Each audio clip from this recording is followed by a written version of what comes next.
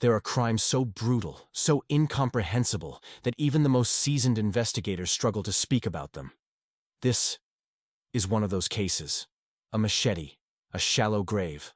A boy, barely 17, left to die alone in the darkness. And the ones responsible. They weren't strangers. They weren't career criminals lurking in the shadows. They were his classmates, his so-called friends, the people he shared meals with, walked the same halls with, laughed with. They planned it. They carried it out. And when it was over, they simply walked away, as if it were nothing. This wasn't a crime of passion. It wasn't an impulsive act. It was calculated, rehearsed, and executed with chilling precision. The killers made sure of that. 2 weeks. That's how long they spent plotting every detail. They dug the grave before they even lured him in. They prepared their weapons. They waited for the right moment. And when the moment came, they didn't hesitate. June 28, 2015. The sun hung heavy over the Homestead Job Corps Center in Florida. Students came and went, chatting, laughing, going about their day. Among them was Jose Amaya Guardado, a quiet boy, a boy with dreams, a boy who had no idea that he had less than 24 hours to live.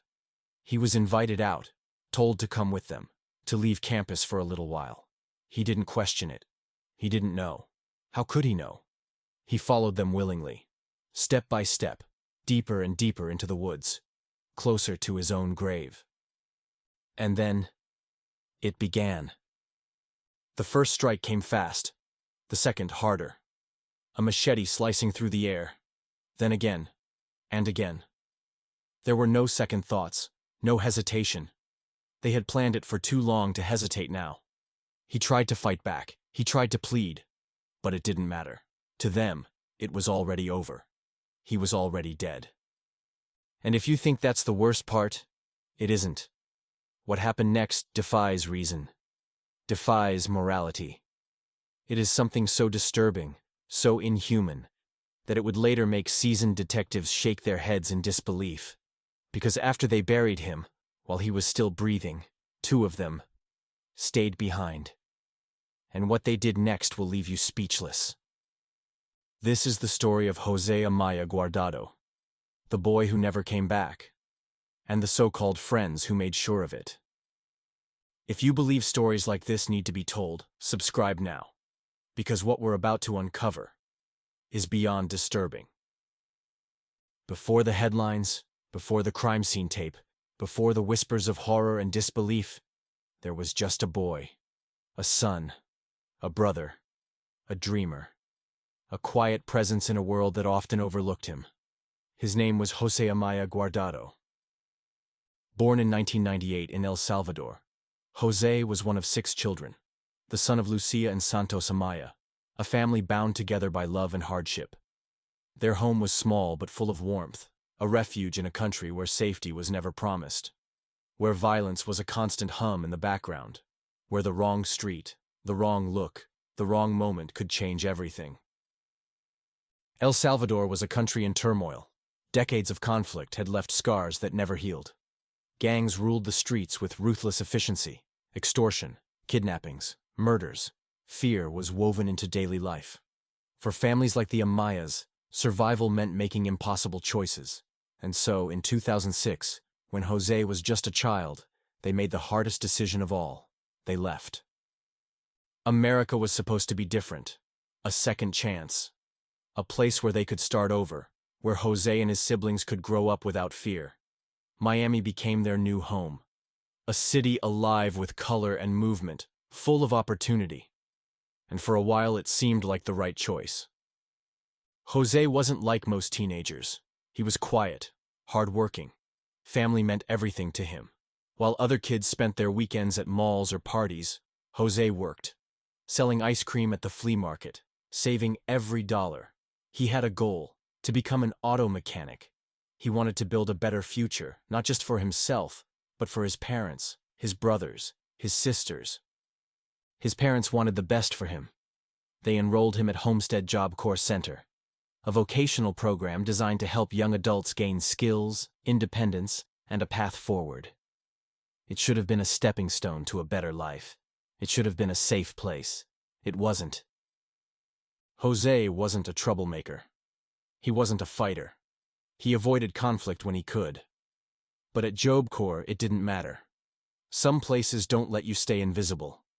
Some people see silence as weakness. And there were those who took notice of him. The wrong people. The kind who don't just take what they want, but make sure you never get up again.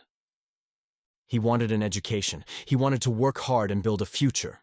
Instead, he became a target. And while he was planning for a better tomorrow, they were planning for something else entirely. Jose Amaya Guardado thought he was just another student at Homestead Job Corps. But to them, he was something else.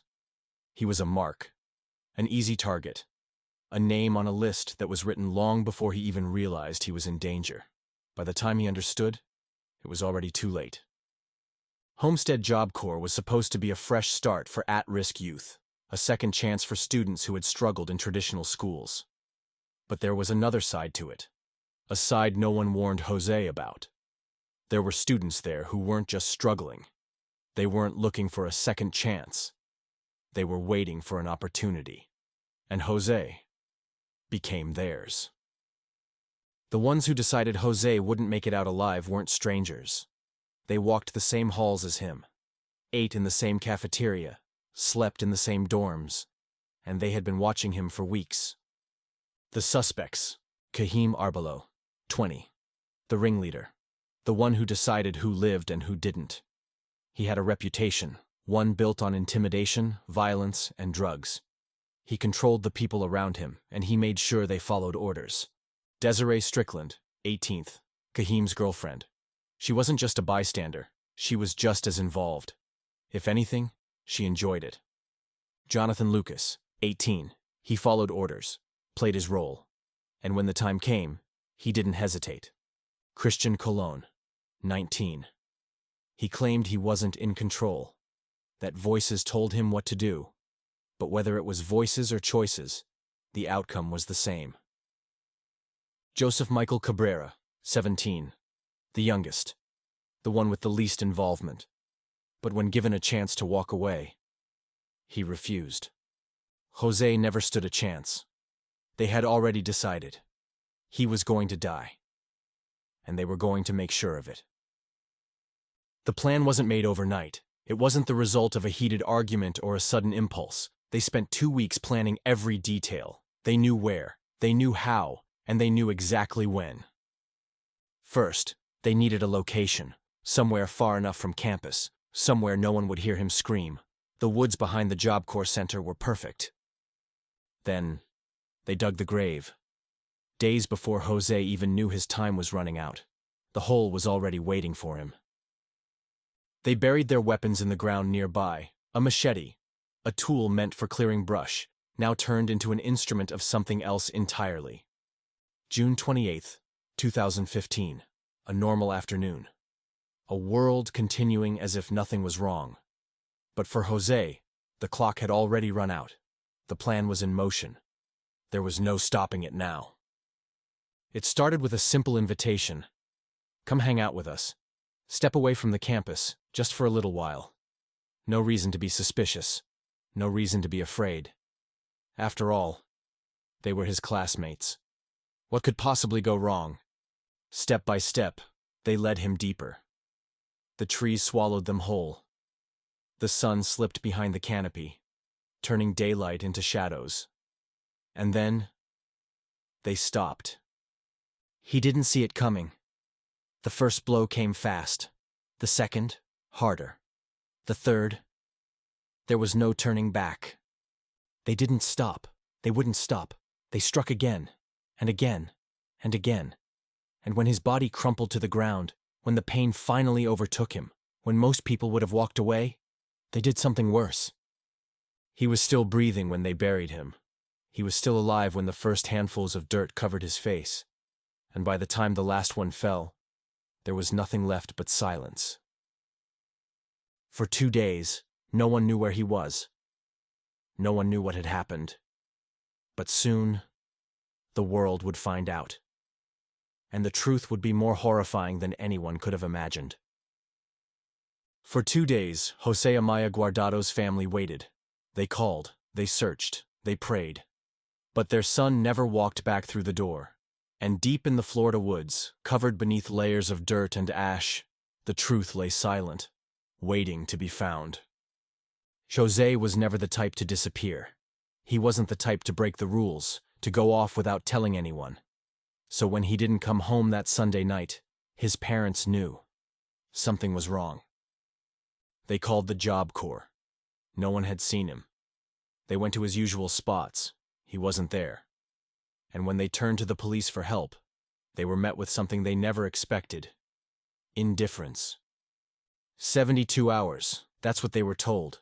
He was 17, and that meant they had to wait. He could have just run away, they said. But his family knew better. They didn't have 72 hours to waste. They didn't have time for red tape. So, with no one else to turn to, they searched on their own. The woods behind the Job Corps stretched for miles, dense, quiet, untouched. But something about this place felt wrong. And then, they saw it. A patch of grass burned away. The earth beneath it disturbed, as if something had been moved, buried. Jose's brother stepped closer. His heart pounded. His hands shook. And then, in the dirt, he saw them, a pair of feet, sticking out from the ground. He didn't scream. He didn't run. He knew. This was the end of the search. The nightmare was real. And Jose had been here the entire time. They had found him, but they hadn't found peace, because what the police uncovered next was worse than anything they could have imagined. The scene was brutal. Jose hadn't just been murdered. He had been butchered, hacked with a machete, beaten, tortured, and when his killers had grown tired, they buried him alive. The fire hadn't been to cover up the body. It had been to destroy evidence. Jose's killers had set fire to their own clothes, torching the last traces of what they had done. But the ground doesn't forget. The earth doesn't lie. And when investigators sifted through the ashes, they found the truth staring back at them. The investigation moved fast. Once the police finally took it seriously, the evidence pointed to something far more chilling than a random act of violence. This was planned, calculated. Every step had been decided long before Jose ever stepped into those woods. It didn't take long for the names to come out. Kahim Arbelow, Desiree Strickland, Jonathan Lucas, Christian Colon, Joseph Michael Cabrera. They had been there. They had watched. They had done it. And now, one by one, they would face the consequences. The first to fall was Kahim Arbelow, the so-called leader, the one who made the rules, who decided Jose's fate. The school knew about his past. They knew his record. But they let him in anyway. And now, it had come to this. He didn't resist. He didn't argue. He sat there, staring, waiting, as if he knew this moment was always coming. And then there was Desiree Strickland, laughing, smirking, as if this was all a joke, as if a boy's life meant nothing, as if she was untouchable. One by one, they were brought in. One by one, they faced the questions, and while some remained silent, others started talking. Because the truth was out, the grave had been found, the evidence was clear, and no one was walking away from this. But arresting them was only the beginning. The real battle was yet to come. Because what these killers did after their capture would shake this case to its core. The body had been found. The suspects were in custody. But the investigation wasn't over. Now detectives needed answers, and when they brought them into the interrogation room, what they saw wasn't guilt, it wasn't remorse, it was something else entirely. Kahim Arbelow, the so-called leader, the one who held the machete, who made the final decision. When detectives sat him down, they were met with silence. He said nothing, showed nothing, just stared, cold, unshaken. He let his lawyer speak for him as if words were beneath him, as if the weight of what he had done meant nothing at all. Desiree Strickland was different. She wasn't quiet, She wasn't composed. She was erratic, uncontrolled. She laughed at the detectives. She mocked them. As if all of this, Jose's life, his suffering, was just another joke to her. She taunted the officers, called them names, even shoved one as they escorted her in. And then, when that didn't work, when no one was playing her game, she tried something else. She tried to break her cuffs. She twisted, pulled. And when that failed, she went for the screws in the electrical outlet, picking, scraping, as if she really believed she could get out.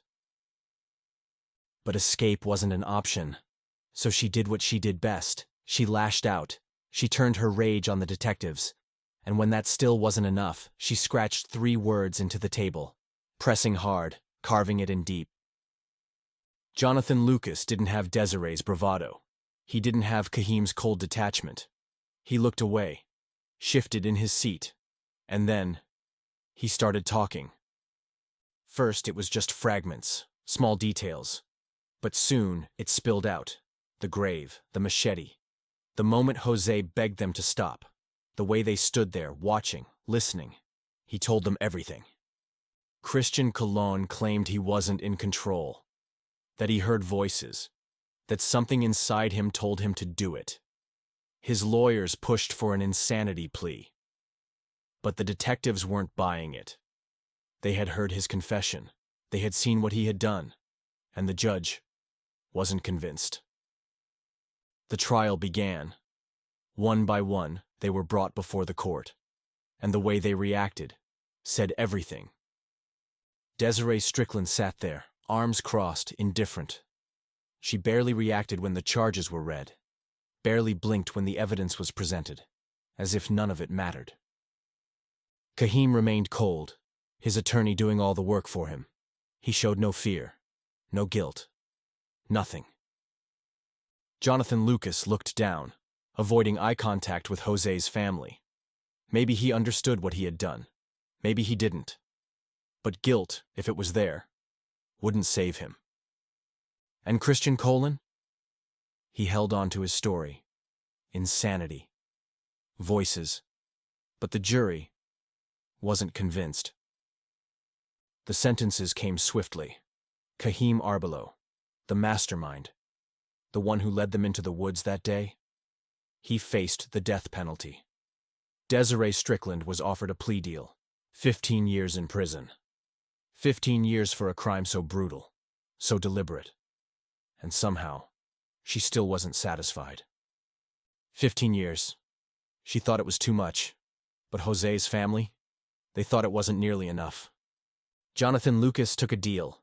5 years in prison, 15 years probation. Christian Colon's plea for insanity was denied, and he too would serve time. But one remained. Joseph Michael Cabrera. He had been given a chance. Testify against the others. Take a lighter sentence. But when the time came, he refused. He chose prison. Chose to go down with the rest of them. And as the gavel struck, sealing their fates, one thing became clear. This wasn't over. Not yet. Justice had been served. But for Jose's family, for those who loved him, no sentence would ever be enough. The Guardado family, having fled violence in El Salvador seeking safety in the United States, was devastated by Jose's tragic end. While the convictions provided some measure of justice, the sentences, particularly Strickland's 15-year term, left them grappling with feelings of anguish and questions about the adequacy of the punishments. In the wake of the murder, scrutiny fell upon the Homestead Job Corps Center for its oversight and safety protocols. The Guardado family filed a lawsuit against the institution, alleging negligence in protecting their son and failing to supervise students adequately. The case highlighted concerns about the center's responsibility in ensuring a safe environment for its attendees. The legal proceedings surrounding Jose's murder shed light on the complexities of the justice system and the challenges faced by families seeking closure after such tragedies. As the community reflects on these events, the hope remains that lessons learned will lead to better protections for vulnerable youths in similar programs. A boy with dreams, a boy who worked hard, who loved his family, who wanted nothing more than to build a better life. and in just a few minutes, it was all stolen from him. Not by strangers, not by random violence, but by people he thought he knew. People who walked the same hallways, shared the same spaces. People who planned his death as if it was nothing more than an ordinary task. This wasn't an accident. It wasn't a crime of passion. It was a choice, a decision. Every step they took, every word they spoke, every strike of the machete, it was deliberate. And when it was over, they walked away, laughing, unbothered, as if what they had done was just another day. Jose Amaya Guardado never got justice. Not really. Not fully. Kahim Arbelo is facing the death penalty, but will it ever truly be carried out? Desiree Strickland, just 15 years for a crime so brutal, so merciless. And somehow, she thought it was too much. Jonathan Lucas and Joseph Cabrera, given plea deals, their sentences a fraction of what they took away. Christian Colon, his trial still uncertain. And yet, the Guardado family has already been given a life sentence. A life without their son, without their brother. A family that left their home to escape violence, only to find it waiting for them here. A system that was supposed to protect young men like Jose failed him. And now we're left with the question, was justice truly served? In just a few years, Desiree Strickland will walk free. Will she feel remorse? Will she change? Or will she leave prison the same way she walked in, laughing? And what about Kahim Arbelo? Will he spend his final days in a prison cell, awaiting a punishment that may never come? Should he? Or does he deserve the same fate he dealt to Jose? What do you think? Was justice served? Should Desiree Strickland have gotten a harsher sentence? Should Kahim Arbelo face the death penalty? Or do you believe there is another form of justice that should have been served? Leave your thoughts in the comments. Tell me, what would justice look like for you? If you found this case shocking, if you believe stories like Jose's need to be told, make sure to like this video, subscribe, and turn on notifications. Because these aren't just stories. These are lives, and some truth should never be forgotten. Stay safe. It's a strange world out there.